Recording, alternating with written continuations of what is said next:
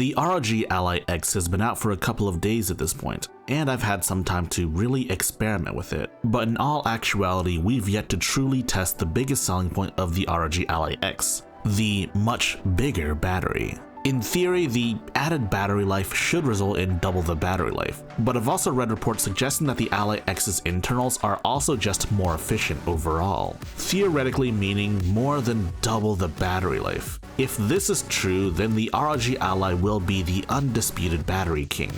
And in a world of PC handhelds, this will be very hard to ignore. So if you end up liking this video or any other video I make, please like, subscribe, and share with all of your friends. Spreading the good gospel of high-tech low life really lets the YouTube algorithm know that I'm doing well, and it'll help me grow my channel. And now it's time we talk about each of the competitors. First and foremost, of course, being my Steam Deck OLED. It is my current reigning battery champion, and while it's gotten some use since I've last tested the battery life, it's still great on battery. It's been less than a year, and as such, I don't see the battery degrading that quickly. Both the LCD and OLED models are the top dogs of the PC handheld space. The next competitor is the Lenovo Legion Go. Depending on who you ask, the Legion Go is either the second best PC handheld or the third best PC handheld. It really depends on who you ask. It's a personal favorite of mine and it's gotten some use, and it has surprisingly impressive battery life. The big question, of course, is what to do with its improved resolution, because it has the highest resolution out of any of these devices today. And this is definitely one of the more unique PC handhelds out there. But uniqueness doesn't necessarily mean better battery life. And of course, the final competitor is the original ROG Ally that I have. I've had it for over a year, but to be honest with you, I haven't used it all that much, so the battery should still be good. On paper, both the Ally X and original Ally have similar specs. But again, there are reports suggesting that the internals of the Ally X are more efficient than the original Ally. That said, we know the original Ally is not going to beat the Ally X in any battery test. But the question is, how much does it get beaten by? So now it's time to talk about some stipulations before I actually begin. So I'm going to keep things simple. First and foremost, to make things consistent, every device will be running 1280 by 800 or 1280 by 720p. This is to match the resolution of the Steam Deck, or at least closely resemble it. Increasing the resolution does eat up more battery, and this will make things more consistent between all of the devices. Secondly, every single test will have its own defined TDP setting. For this, I want to manually tune the TDP. I'll provide more details when I talk about each of the individual tests. And of course, the other main stipulation is I will be testing this with Bluetooth and Wi-Fi off, and this is because I don't want to buy multiple copies of a video game. If you had the Wi-Fi on, you wouldn't be able to run a single game on multiple devices, but with Wi-Fi off, I can do just that. But due to this methodology, I can't exactly test online multiplayer games, or games that are always online. If you've seen any of my prior battery test videos, I typically start out with video playback, typically an episode of anime on repeat, but this time I'm going all in on the games. So without further ado, let's begin then.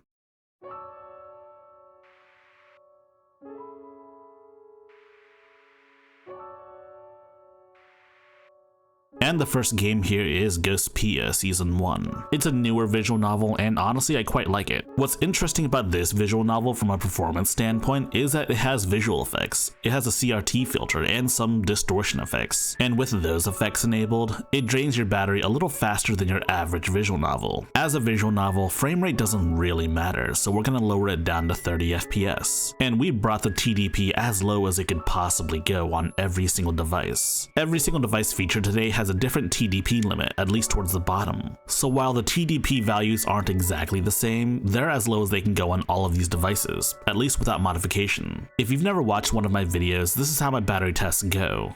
Whoever dies last wins. So I think it's about time we actually get this show on the road, cause I can't wait any longer.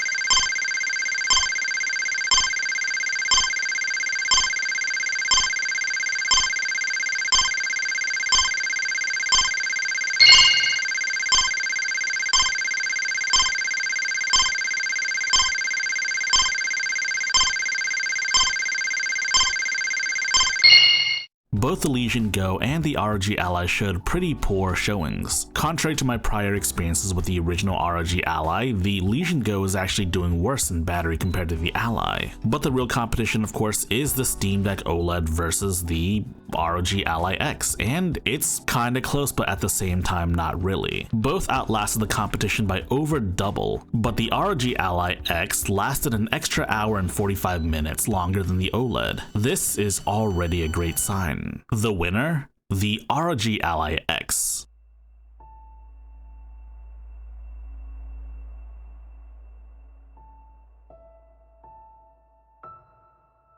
Celeste is a true modern classic. The platforming, the climbing the mountain part may be difficult, but it is quite engrossing. The game itself is quite good, but the music is just that extra cherry on top. And for those that love a good challenge, there are additional bonus levels that are even more difficult. But of course, we're not here to evaluate the game itself. We're here to see if the game lasts long enough for you to beat it. We usually use Celeste for our low-end indie game test, and that's because it's a darn good title to use.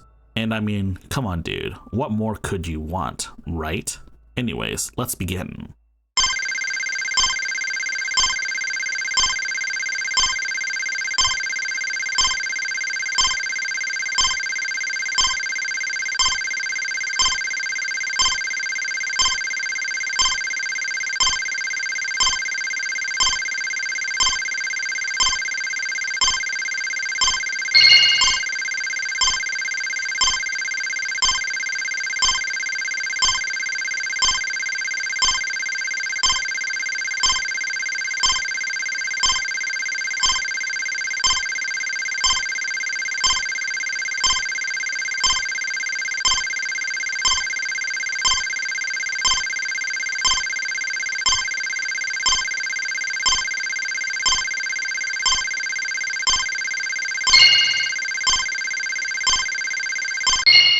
Both the original ROG Ally and the Legion Go survived about 3 hours and 30 minutes or so. But the real surprise was just how neck and neck the Steam Deck OLED was to the ROG Ally. So it is worth mentioning that Celeste does have a native Linux port, but I don't think that alone would cover everything. It is a testament to how efficient the OLED Steam Deck is after all. But at the end of the day, the ROG Ally is the winner here with 9 hours of battery life. Very good, I might add.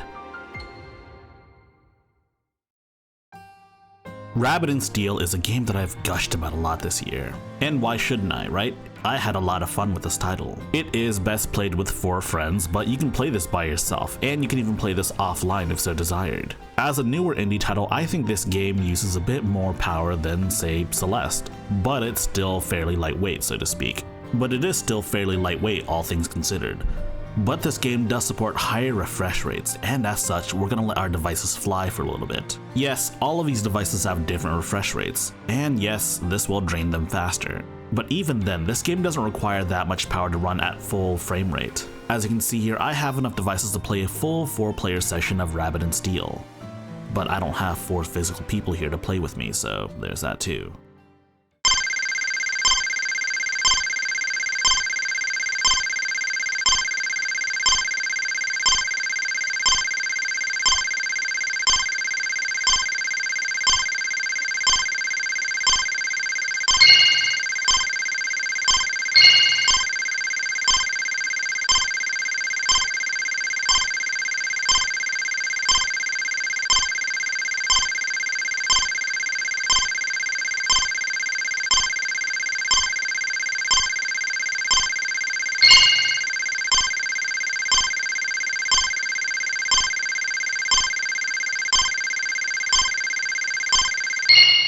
At this point, I'm not that surprised. The ROG Ally X has overtaken the Steam Deck OLED as the one true battery king, at least in terms of indie games, with Rabbit and Steel being no exception.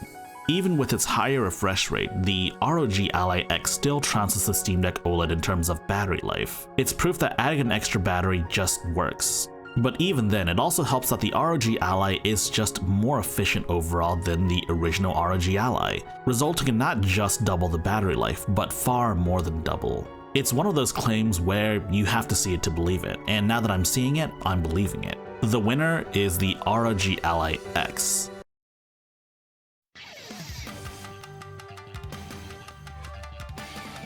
Disgaea 7's a weird one to evaluate because on one hand, I'm not really doing any combat. I'm not doing any special effects, no special attacks, no flashy moves, nothing of the sort. But the truth is like 90% of Disgaea gameplay is just being in the menus. Anyways, Disgaea represents not being AAA but not being indie, a sort of double A experience if you will. There isn't really anything noteworthy to mention about this test until we actually conduct it. So let's see how the Ally X handles Disgaea 7.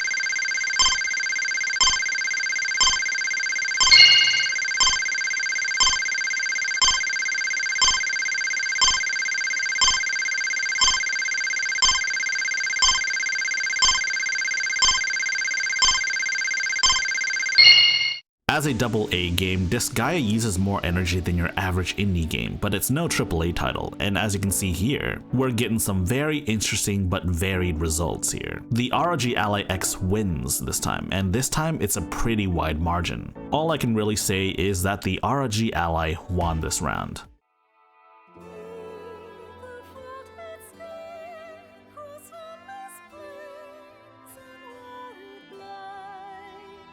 I must confess, I actually wanted to use Dragon's Dogma 2 for this video, but Dragon's Dogma 2 still doesn't run well on Steam Deck, which is unfortunate. But you know what does run well on the Steam Deck?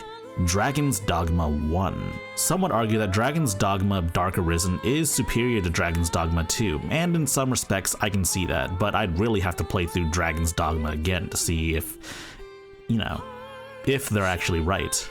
But conveniently, Dragon's Dogma Dark Arisen is an older AAA title. It's an Xbox 360 era title, and, well, you can kinda see it.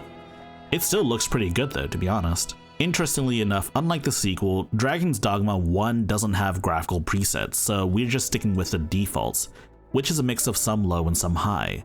So without further ado, let's begin then.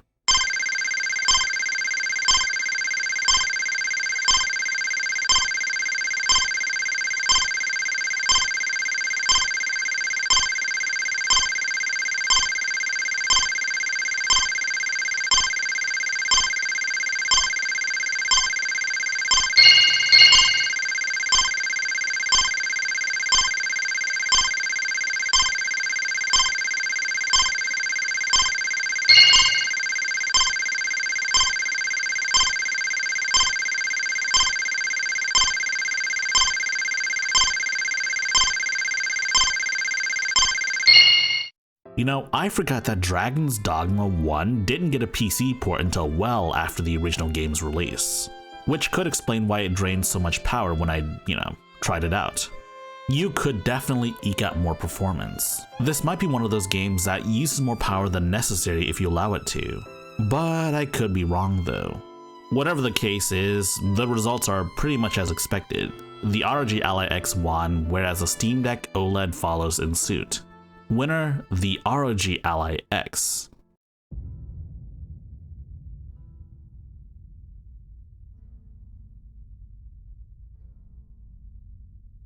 You might be able to beat Elden Ring without dying, but you definitely can't beat Elden Ring without your device dying, or at least having to plug your charger in every now and then. Hot take, I think Sekiro is a better game overall, but Elden Ring is still very good. And it's still very good as a battery test. You might be asking why the ROG Ally X is at 17 watts, and that's because that's the default for the quote-unquote performance setting. We figured since they're gonna do it, we should try it out as well at some point. This is an Ally X exclusive change though. This is not what happens on the original Ally. So let's begin then, shall we?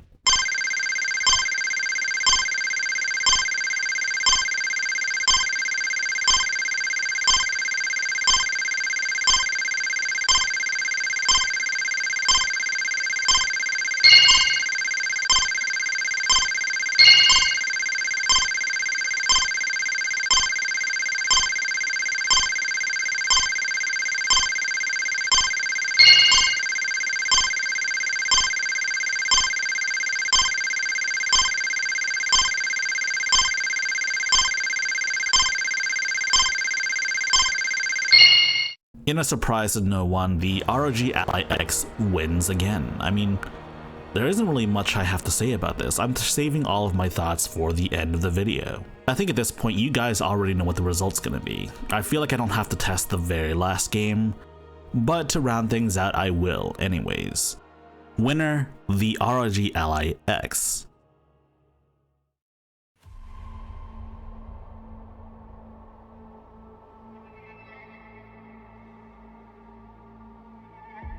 Cyberpunk 2077 is an interesting game. It used to be a 7 out of 10, but now it's like a solid 9 out of 10. It always impresses me just how well Cyberpunk actually runs on the Steam Deck, especially given that the game barely ran on PS4 to begin with. Anyways, as you know, Cyberpunk has a specific Steam Deck preset, but you can actually use this on all of your devices, and that's exactly what I did. At this point, I kind of already know what the outcome's gonna be, but for the sake of science, I will have to test it anyways. And you guys all know the rules. The last one to die wins. So I don't need to wait any longer. Let's just get this show on the road, right?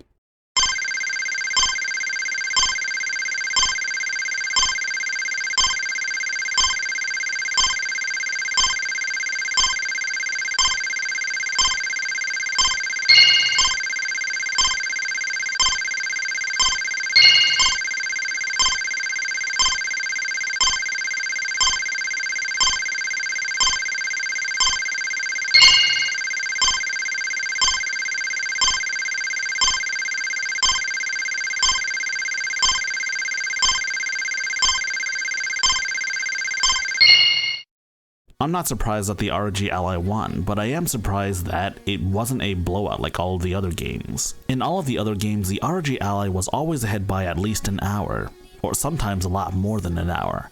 But this time, it's not even ahead by a full hour, it's like 58 minutes ahead. That's not a bad thing, in fact that's still a lot better than all of the other devices. In particular, the Legion Ghost showed a very weak showing this time, and if I had to be honest, I don't know what the heck's going on. I don't know what happened to the ROG Ally, and I didn't even use it all that much. But anyways, the ROG Ally X wins again.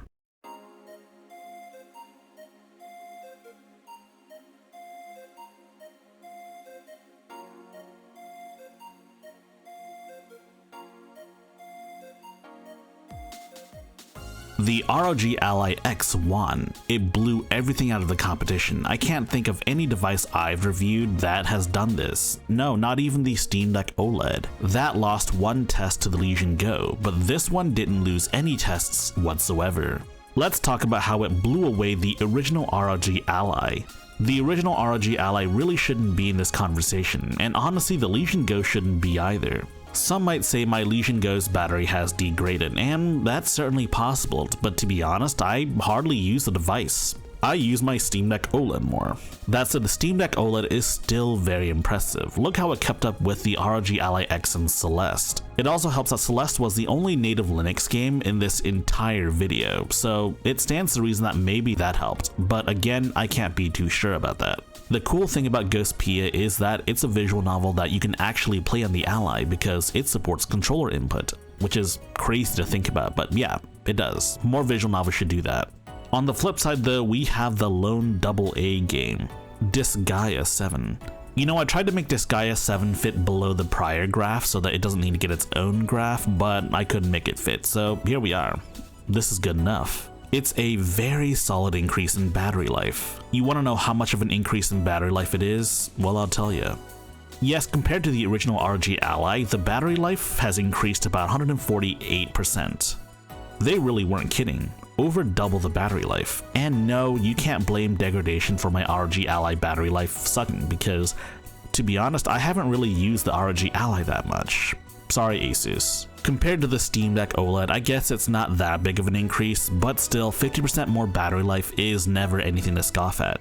It's a very sizable increase in battery life. And I mean, come on dude, AAA games, we already know it's a wrap.